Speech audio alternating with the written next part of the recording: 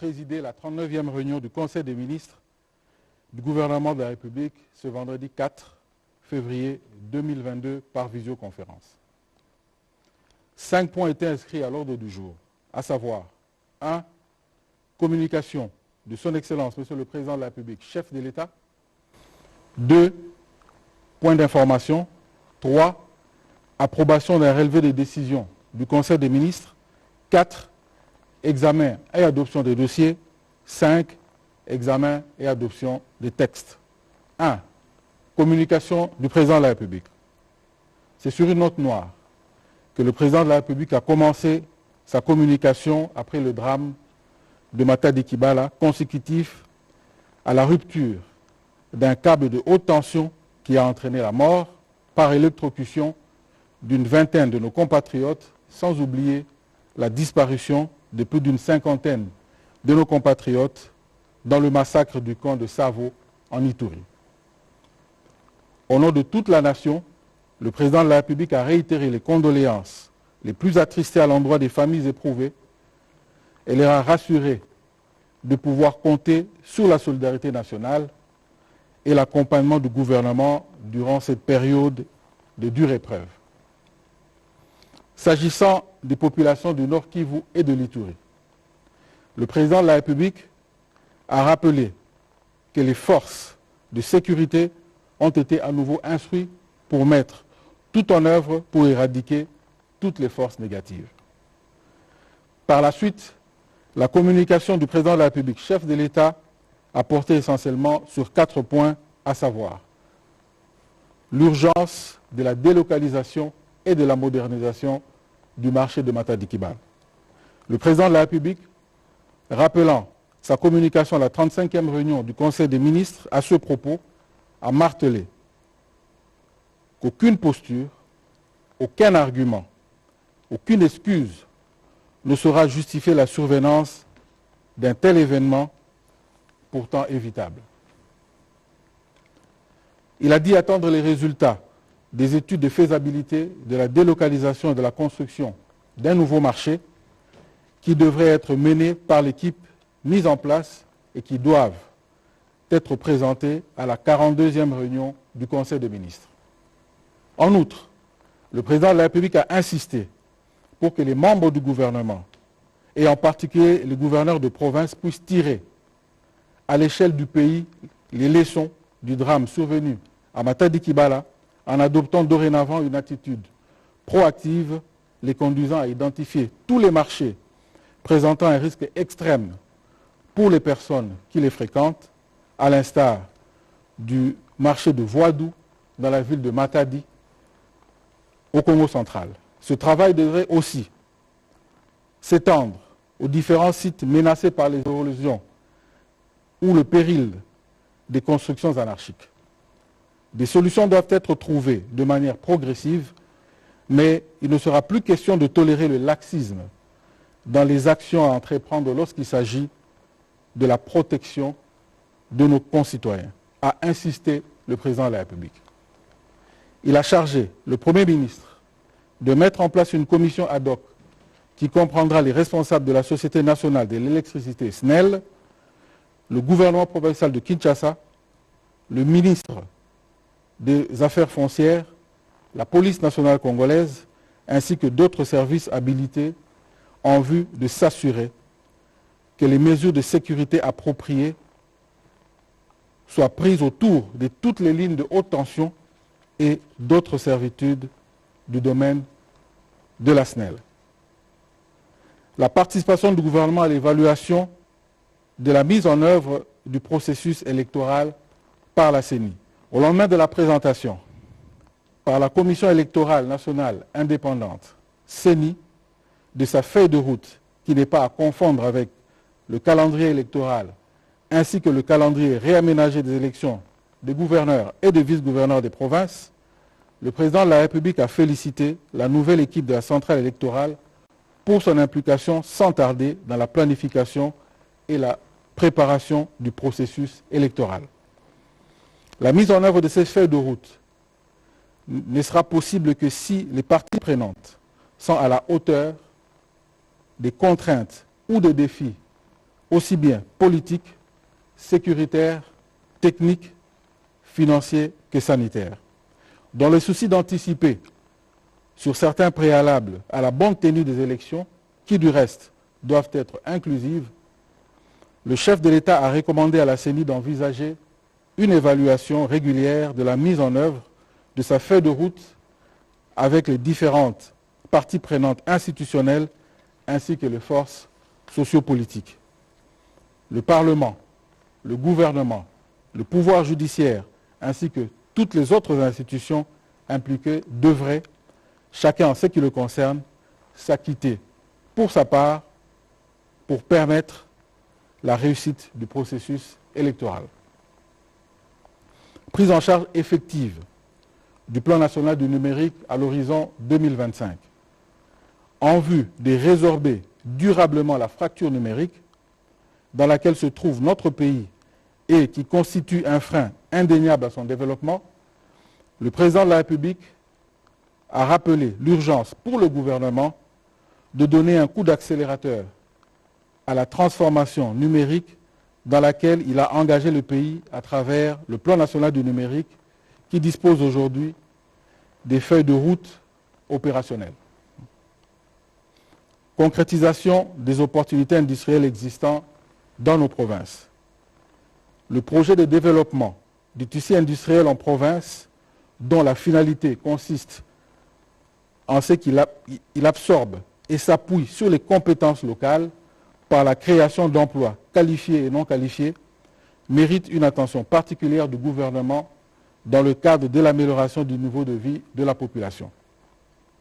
À titre d'exemple, le président de la République a évoqué le cas de la province de Chopo, où le gouvernement central a reçu, depuis 5 ans, dans le cadre de la coopération sino-congolaise, une usine de production de panneaux en polystyrène armés pour la construction d'immeubles et plusieurs types pouvant servir d'écoles, de centres de santé, de maisons d'habitation ou encore du bureau administratif.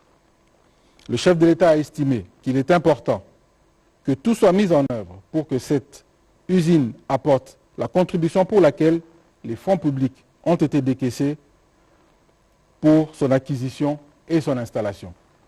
Le ministère des Infrastructures et Travaux publics, qui a sous la tutelle l'Agence congolaise des grands travaux ACGT, a été invité à faire des propositions nécessaires comme solution définitive permettant à cette usine de jouer pleinement son rôle. Intervenant dans la suite de la communication du président de la République, le Premier ministre a réitéré les condoléances du gouvernement aux familles éprouvées. Il a précisé que tous les ministères sectoriels concernés par ce drame ont été déjà instruits afin que, d'une part, les responsabilités soient établies et, d'autre part, que des solutions durables y soient trouvées. Au sujet des réunions de suivi d'exécution des décisions du Conseil des ministres, le chef du gouvernement a indiqué qu'il a convoqué et présidé le mercredi 2 février 2022 la réunion du comité multisectoriel de riposte contre la Covid-19 afin de procéder à l'évaluation de la situation de la pandémie dans notre pays. Des mesures idoines proposées ont été transmises au président de la République pour compétence. En ce qui concerne la problématique des embouteillages dans la ville de Kinshasa, outre l'accélération décidée du projet Kinshasa Zéro Trou, d'autres mesures, notamment une forte campagne d'éducation civique de conducteurs et la mise en circulation d'un nouveau permis de conduire, ont été arrêtées et d'autres seront annoncées incessamment. Quant à la question de la délocalisation du marché de fortune de Matadi Kibala, 3 sites ont été proposés pour abriter le nouveau marché. Après études juridiques et techniques à effectuer par les ministères de l'Urbanisme et des Affaires foncières, en collaboration avec l'hôtel de ville de Kinshasa, l'un des 3 sites sera retenu dans un bref délai. Avant de passer à l'examen des dossiers, le Premier ministre a donné la parole au ministre des Ressources hydrauliques et électricité qui est revenu sur les leçons à tirer de cet accident et la nécessité pour la Société nationale d'électricité SNEL de prendre des mesures urgentes pour prévenir ce type d'incident. Le Conseil a pris acte des mesures préconisées. Pour conclure ce chapitre, le ministre de la Solidarité nationale et des Affaires humanitaires a informé le Conseil des ministres des dispositions qui ont été prises avec la ville de Kinshasa pour l'organisation des obsèques des compatriotes décédés à la suite de ce drame de Matadi Kibala. Une mission urgente de consolation a été dépêchée auprès des familles de nos compatriotes affectés par le massacre de Savo en Ituri. 2. Point d'information. État et administration du territoire. L'état du territoire national présenté par le vice-premier ministre, ministre de l'Intérieur, Sécurité, Décentralisation et Affaires coutumières, reste généralement calme sur toute l'étendue du pays en dépit des cas d'insécurité enregistrés à l'Est où se poursuivent des opérations militaires dans le cadre de l'état de siège. La police nationale congolaise poursuit également des opérations de lutte contre toute forme de criminalité. L'état d'esprit de la population a été marqué par la pose de la première pierre des travaux de construction du port en eau profonde de Banana et la clôture des états généraux des communications et des médias. Au sujet de la situation en province, quelques faits méritent d'être mentionnés. Il s'agit notamment de l'occupation en date du 29 janvier 2022 de Mitoba Centre par les miliciens Bakatakatanga, situation qui a été prise en charge par les forces de sécurité. L'attaque du site des déplacés dans la nuit du 2 février 2022 par les militants Codeco dans la localité de Balé, groupement de Ngile, chefferie de Babema, Boudjéré, beaucoup de nos compatriotes ont été massacrés et cette tuerie a été stoppée grâce à l'intervention des forces armées de la République démocratique du Congo. Le drame déploré du marché de Matadi Kibala à Kinshasa a plongé le pays dans les mois. Situation sécuritaire. Le ministre de la Défense nationale et des anciens combattants, pour sa part, a fait le point de la situation sécuritaire qui demeure globalement sous contrôle des forces de défense et de sécurité. Il est revenu notamment sur les dispositions sécuritaires qui ont été prises dès le soir du massacre de Savo en Ituri. Il a aussi abordé la poursuite des opérations militaires dans le Rutshuru où l'armée continue la traque des résidus des éléments du M23. Dans le sud Kivu, les unités des forces armées de la République démocratique du Congo sont très actives dans la traque contre les terroristes. Par ailleurs, le ministère de la Défense nationale et des anciens combattants a souligné que les opérations conjointes des forces armées de la République démocratique du Congo, FARDC, et des forces de défense du peuple ougandais, UPDF, se poursuivent normalement.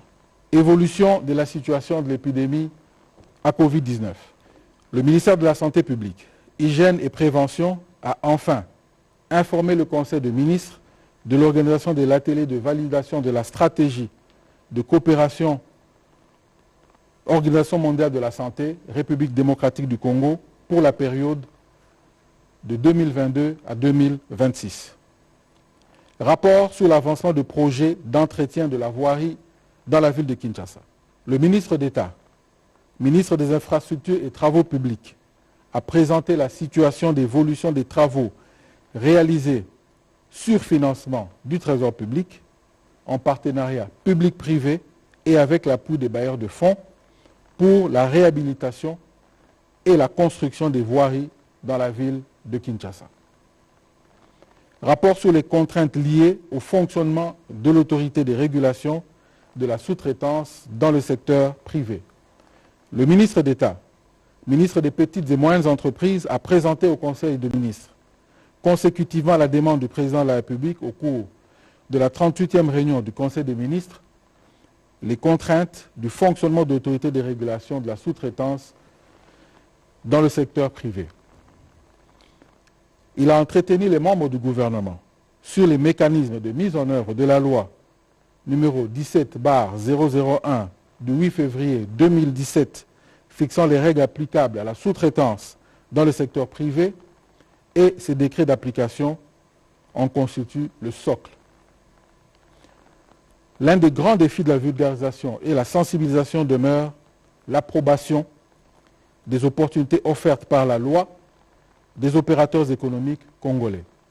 C'est à ce titre que des contacts ont été pris avec les chambres de commerce, les associations des femmes et des jeunes entrepreneurs, la Fédération des entreprises du Congo, la Confédération des petites et moyennes entreprises du Congo, Copemeco, avec le ministre en charge de la Justice, des Finances et des Mines, le ministre d'État, ministre des petites et moyennes entreprises, s'apprête à mettre en place une commission de travail pour leur permettre de se pencher diligemment sur la question de l'audit de l'effectivité de la dite loi.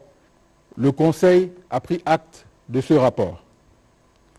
État de l'avancement des travaux de construction du port sec de Kasumbalesa.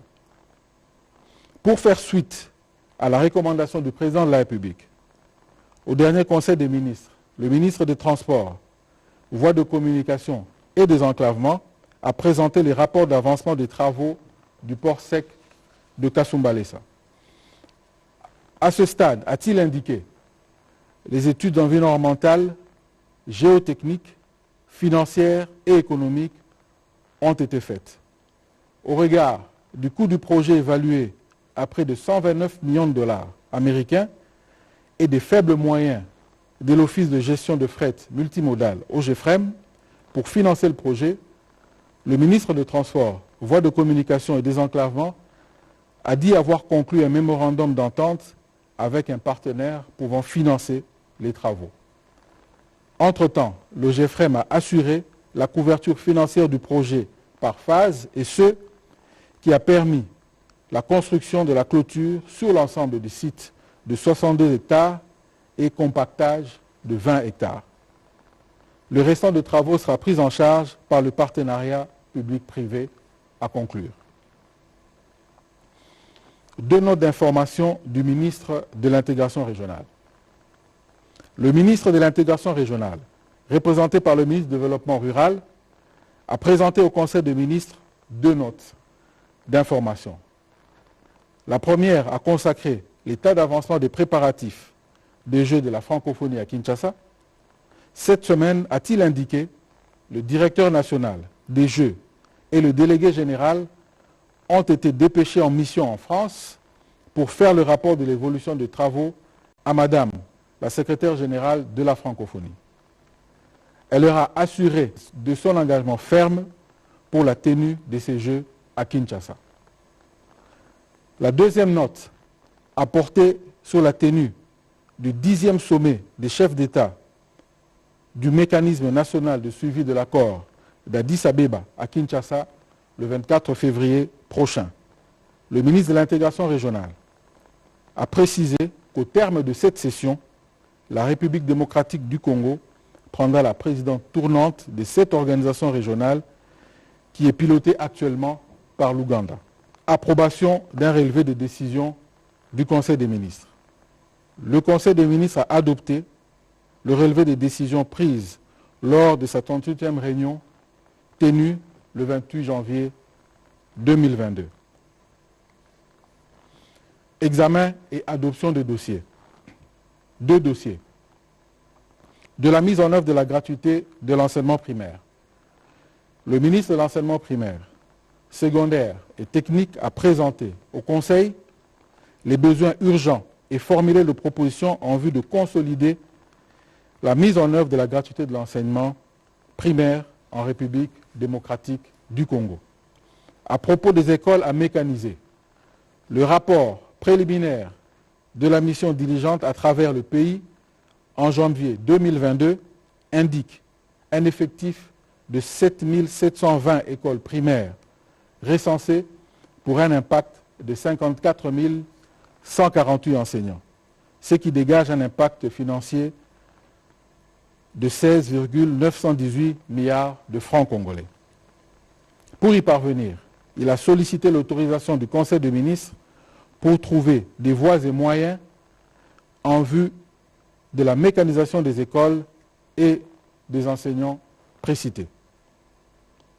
Il en est de même pour l'opérationnalisation de la caisse de retraite des enseignants de l'enseignement primaire, secondaire et technique, CRE et PST, dont l'engagement du gouvernement est clairement stipulé à l'article 4, alinéa 3 du protocole d'accord sanctionnant les travaux de la commission paritaire du 18 novembre 2021.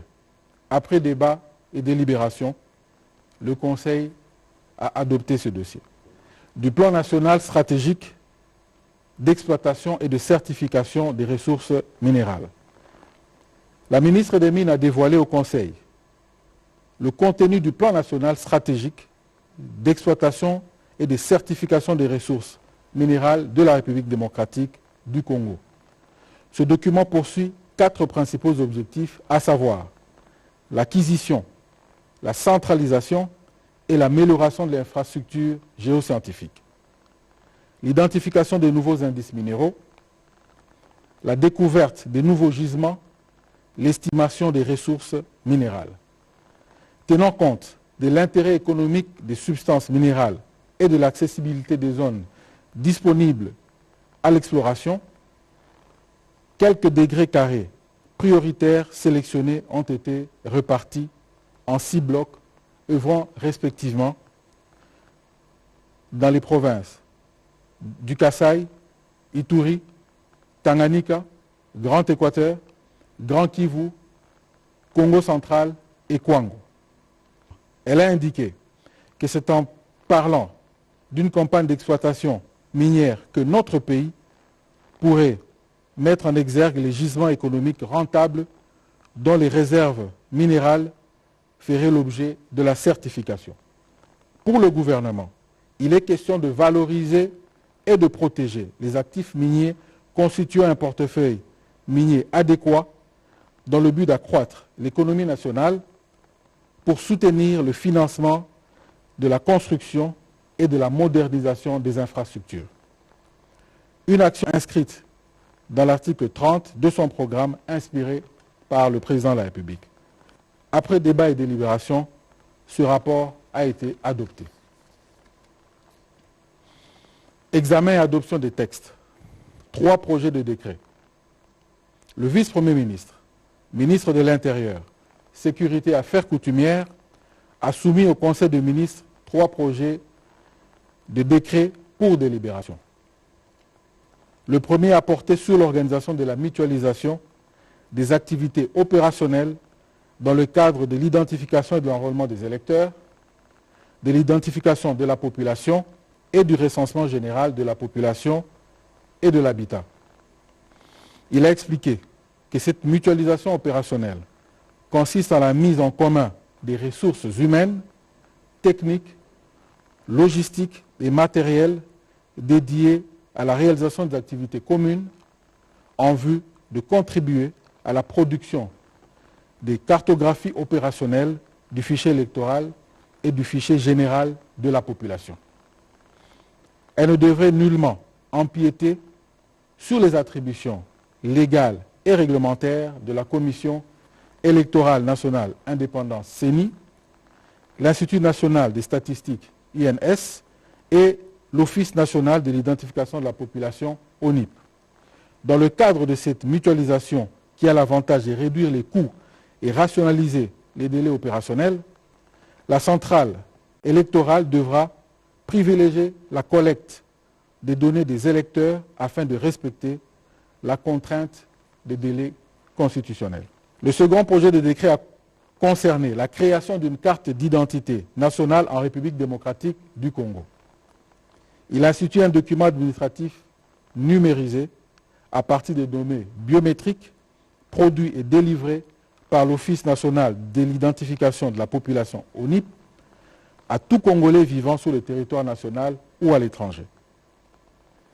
Le troisième et dernier projet de décret a concerné la création d'un fichier général de la population en République démocratique du Congo. Cet acte réglementaire à prendre par le Premier ministre, chef du gouvernement, vise à doter le pays d'un système rationnel et intégré de gestion de la population afin d'améliorer la qualité de service public et de renforcer l'autorité de l'État sur l'ensemble du territoire national. À ce propos, le vice-premier ministre a précisé que le fichier général de la population est un système de traitement des données individualisées qui contient les informations biographiques et biométriques relatives à l'identité des personnes physiques et celles relatives à l'état civil. Il assure de façon continue l'enregistrement, le traitement, la conservation et la communication des informations relatives à l'identification des personnes physiques résidant au pays et des Congolais vivant à l'étranger. Son enregistrement est obligatoire. Après débat et délibération, le Conseil a adopté ces 3 projets de décret. Commencé à 11h21, la réunion du Conseil des ministres a pris fin à 17h07. Je vous remercie.